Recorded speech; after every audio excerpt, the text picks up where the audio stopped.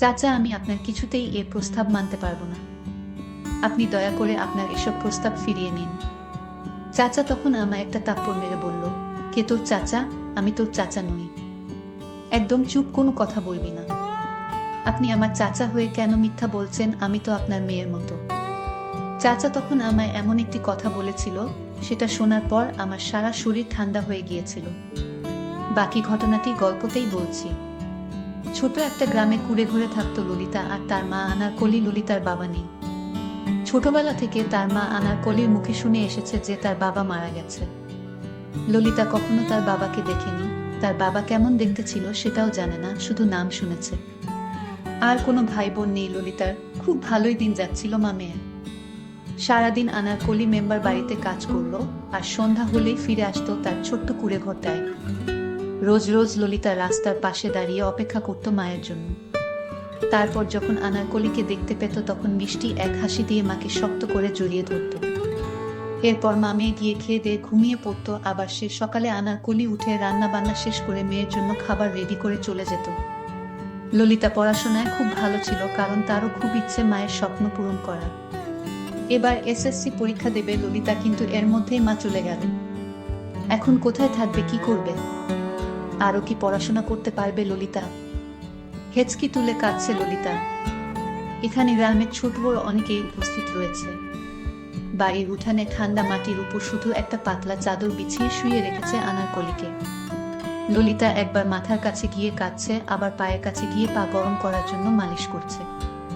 ললিতার এমন অবস্থা দেখে মধ্যবয়স্ক একজন লোক ললিতার পাশে গিয়ে বসল। স্নেহের হাত ললিতার মাথায় রেখে বলল, কান্দিস না মা, নিজেরে শান্ত করো। এত কানলে তোর মায়ের আরো অশান্তি হইব। আর কান্দিস না, মায়ের জন্য দুই হাত তুইলা দোয়া কর যাতে সে পরপারে ভালো থাকে। লোকটার কথা শুনে মাথা তুলে চাইল ললিতা, আরো যেন কান্না বেড়ে গেল তার।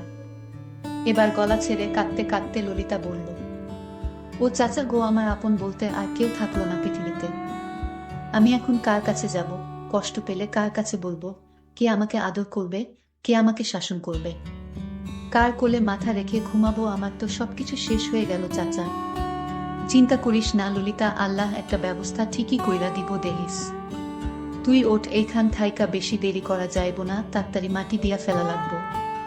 না চাচা, আমি আমার মাকে ছাড়া থাকতে পারবো না। আমার মা এভাবেই আমার কাছে থাকবে, তোমরা চলে যাও চাচা। এইটা হয় না রে মা, তোর মা যত এই পারে থাকবো ততই কষ্ট বেশি হইব। তুই আমার কথা শুন, ওঠ মা। কিন্তু আমি কিভাবে থাকবো মাকে ছাড়া, বলো একবার চাচা। আমি বুঝতাছি তোর মেলা কষ্ট হইতাছে, কিন্তু সত্যি তো এইটাই যে এই দুনিয়ায় কেউই চিরস্থায়ী না। আইজ তোর মা গেল, কাইল আমি যামু, পরশু আবার আরেকজন যাইব, এমনি দুনিয়া চলে রে।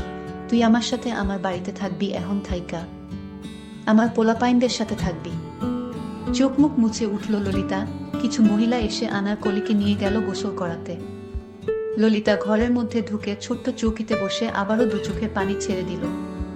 আনারকলির বালিশটা বুকে চেপে ধরে বলতে শুরু করল, মা গো, এই বালিশে তুমি মাথা রেখে ঘুমাতে। তোমার চুলের তেলের সুগন্ধ এখনো রয়ে গেছে মা, শুধু তুমি চলে গেলে। কিভাবে পারলে তুমি তোমার ললিতাকে একা করে দিয়ে চলে যেতে? তুমি তো সবসময় আমার ছায়া হয়ে থেকেছ, তাহলে আজ কেন চলে গেলে মা? কেন এত স্বার্থপর হলে তুমি মা? ললিতার বয়সী এক মেয়ে এসে পাশে বসল। কাঁধে হাত রাখতেই ফিরে তাকালো ললিতা। মেয়েটাকে জাগতে ধরে হু হু করে কাঁদতে শুরু করলো। ললিতার মাথায় হাত বুলিয়ে দিতে দিতে মেয়েটা বলল, কাঁদিস না রে ললিতা, এরপর তো অসুস্থ হয়ে যাবি। দেখ, আজ তুই যে পরিস্থিতিতে দাঁড়িয়ে আছিস, কাল আমাকেও সেই পরিস্থিতিতে দাঁড়াতে হবে। কখন কার কি হয়ে যায় সেটা বলা যায় না রে।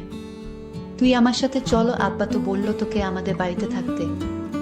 ললিতা হাতের উল্টো পিঠ দিয়ে চোখ দুটো মুছে বলল, কিন্তু সুমি চাচি তো আমাকে পছন্দ করে না, তাহলে আমি কিভাবে যাব?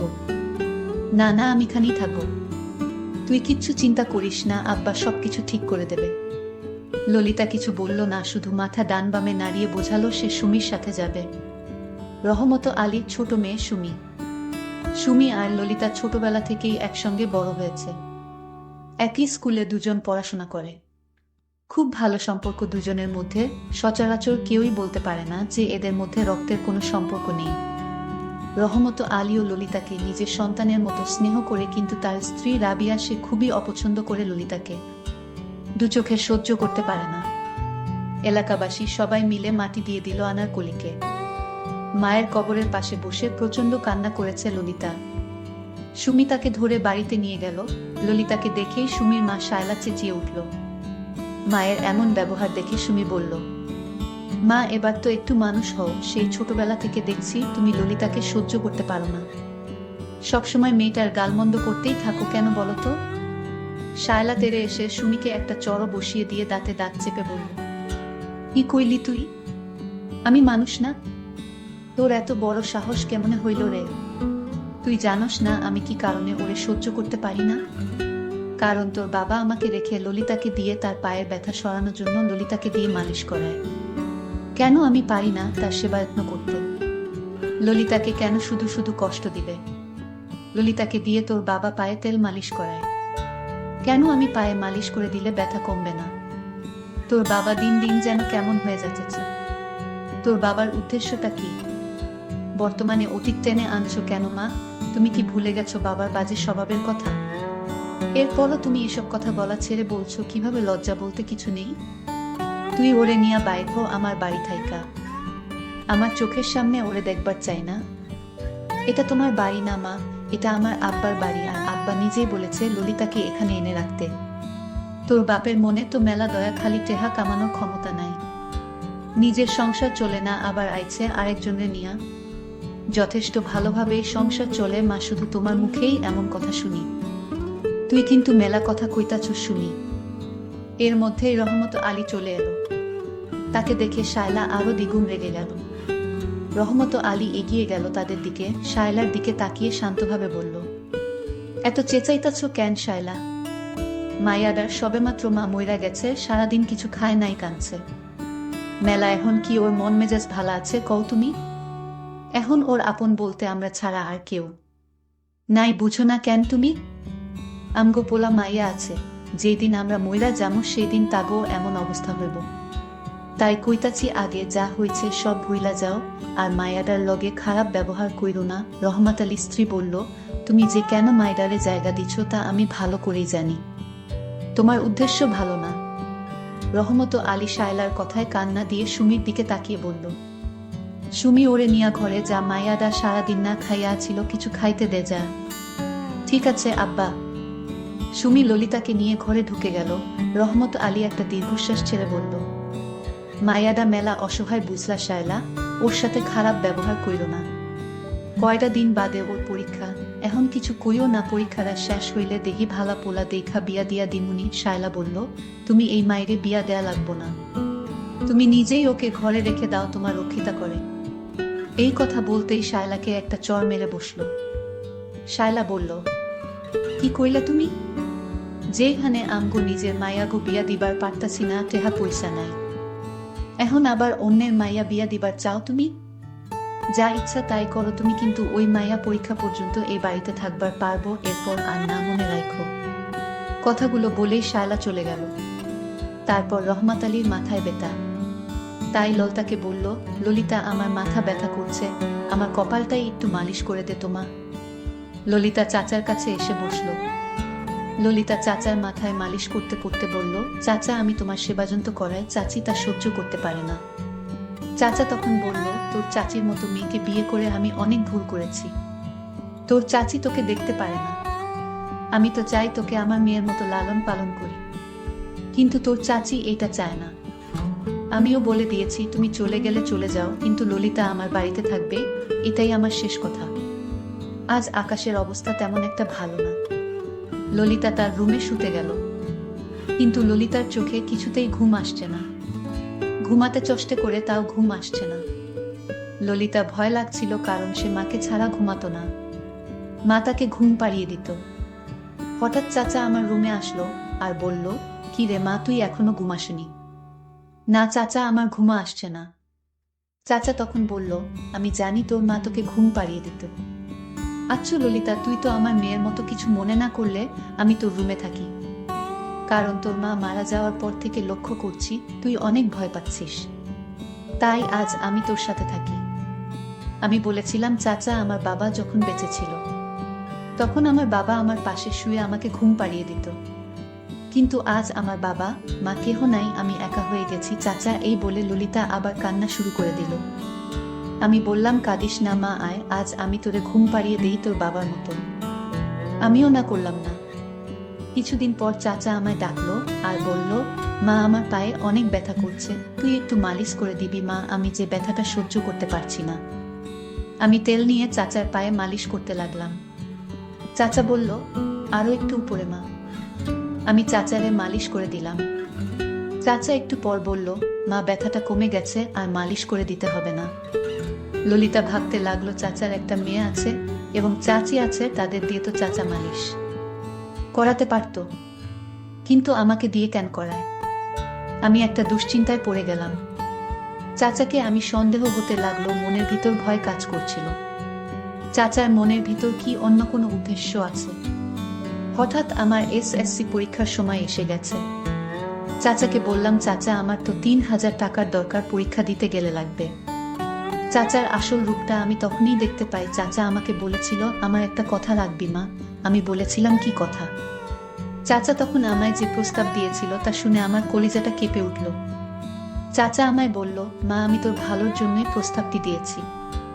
আমি বলেছিলাম, চাচা, আপনি আমায় যে প্রস্তাব দিয়েছেন সেটা আমি মেনে নিতে পারবো না। আমাকে যে প্রস্তাবটি চাচা দিয়েছিল তা আমি আপনাদের বলবো, আপনার গল্পটি শুনতে থাকেন। চাচা এমন প্রস্তাব আমায় দিতে পারে তা আমি কল্পনাও করতে পারি না। আমি ভেবেছিলাম চাচা আমায় নিজের মেয়ের মতো দেখেন, কিন্তু আমি যা ভেবেছি তা সম্পূর্ণ মিথ্যা। আমার কাছে এমনটি মনে হয়েছিল, কারণ চাচার উদ্দেশ্য ভালো ছিল না। বলতে ভুলেই গিয়েছিলাম, মা বেঁচে থাকতে আমি একদিন অসুস্থ হয়েছিলাম। ডাক্তার বলেছিলেন, আপনার মেয়েকে বাঁচাতে হলো 3 লক্ষ টাকা কাউন্টারে জমা দিন, নইলে আপনার মেয়েকে বাঁচানো যাবে না। আমার মা আমাকে বাঁচাতে এত টাকা কোথায় পাবে? কারণ তখন আমার বাবাও বেঁচে ছিল না। আমার মা টাকার জন্য আমার চাচার কাছে গেলেন, কিন্তু আমার চাচা টাকা দিলেন ঠিকই, কিন্তু একটা শর্ত দিয়েছিলেন।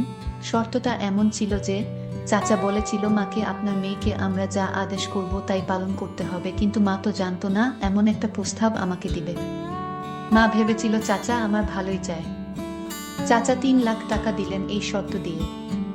তারপর আমার চিকিৎসা হয়, আমি বেঁচে যাই। কিন্তু চাচা আমাকে বললেন, ললিতা, তুই হয়তো এটা মনে মনে ভেবেছিস যে চাচা আমাকে দিয়ে কেন পায়ের ব্যথা সরানোর জন্য মালিশ করে। হ্যাঁ, আমার স্ত্রী আমার পায়ে মালিশ করলে ব্যথা কমতো না, ব্যথাটা আরো দ্বিগুণ বেড়ে যেত, আর তাই তাকে দিয়ে কখনো মালিশ করাতে চাই না মা। আর তুই পায়ে মালিশ করার সাথে সাথেই আমার পায়ের ব্যথা কমে যেত, আর তাই তো তোকে দিয়ে পায়ে মালিশ করাই। যাই হোক, চাচা আমাকে যে প্রস্তাব দিয়েছিল সেই প্রস্তাবটা হলো, একটা মধ্যে বয়স্ক লোকের সাথে আমার বিয়ে ঠিক করে ফেলেছে। লোকটির আরো একটি স্ত্রী আছে, ছেলে মেয়ে আছে, আর সেই লোকটির সাথে চাচা আমার বিয়ে ঠিক করলো। আমায় যখন চাচা এই প্রস্তাবটি দিয়েছিল তখন আমি কেঁদে কেঁদে বলেছিলাম, চাচা, আপনি ওই বড় লোকের হাতে আমাকে তুলে দিয়েন না, আমার জীবনটা শেষ করে দিয়েন না। আমি চাচাকে অনুরোধ করেছিলাম। চাচা বলল যে এছাড়া তো আমার আর কোনো উপায় ছিল না মা, এই লোকটিকেই তোর বিয়ে করতে হবে মা, কারণ ওই লোকের টাকা পয়সার কোনো অভাব নেই, শুধু ঘরে আরেকটি স্ত্রী আছে। মানুষ কি সতীনের ঘর করতেছে না মা? তুই আর না করিস না, তুই রাজি হয়ে যা। আমি বলেছিলাম, চাচা, এ বিয়ে আমি করতে পারবো না। চাচা আমায় এমন একটা কথা বলল, আমি তা শুনে আমার সারা শরীর ঠান্ডা হয়ে গেল। আমি স্তব্ধ হয়ে গেলাম, আমার মুখে দিয়ে কোনো কথা বের হচ্ছে না। চাচা আমায় বলল, তোর চিকিৎসার খরচ ওই লোকটি দিয়েছিল, তার বিনিময়ে সে চেয়েছিল তোকে বিয়ে করবে। আমরা কোথাও টাকা খুঁজে পাচ্ছিলাম না। আর এই দিকে ডাক্তার বলল, 24 ঘন্টার মধ্যে টাকা না দিতে পারলে তোকে বাঁচানো যাবে না।